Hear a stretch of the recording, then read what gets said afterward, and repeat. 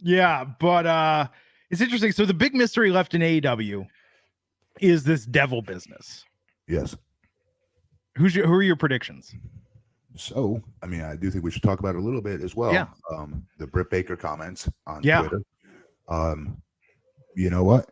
We're in a day and age. I wish we had Twitter when I was at WWE or things. You know what I mean? Something similar, because we didn't. We had freaking. What do we have? Facebook? Not even. MySpace, maybe. MySpace, yeah. MySpace. We're talking 2002. You know. Yeah. So, but because she put a comment up on Twitter about MJF's live promo time, Christian Cage's live promo time. Yeah, it's like 7 and 10 minutes on that episode last week. And how hers was 0.00 for the whole year.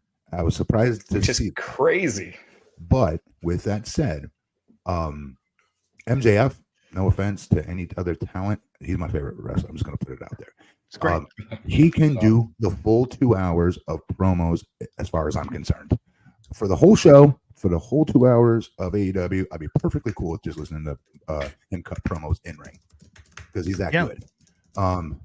But like the rest of the talents that are getting more time, she's a fantastic talker. She knows how to get heat. She's a great heel when it's time for her to be a heel. She's also a good baby face.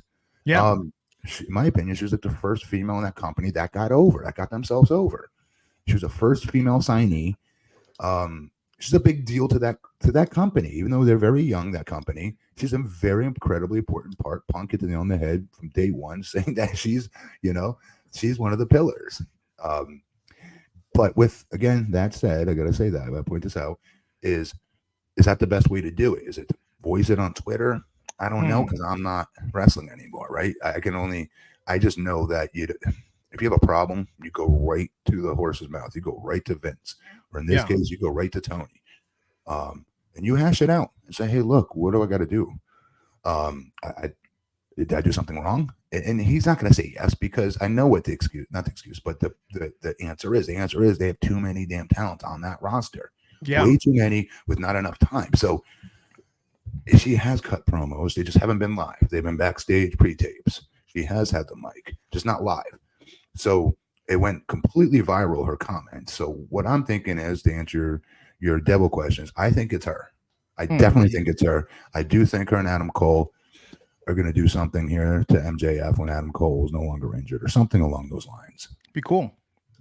Yeah, to David Mack's point, they were in Pittsburgh and Britt got no TV time, which is the first time that's happened. I don't think they're going to overlook her like that. I think this is part of the angle. I agree with you. I think it's Britt and Adam Cole in cahoots, and it's Britt for now. And then the question is going to be, is Adam Cole going to join her when he comes back? And, we will find out then. I think he does.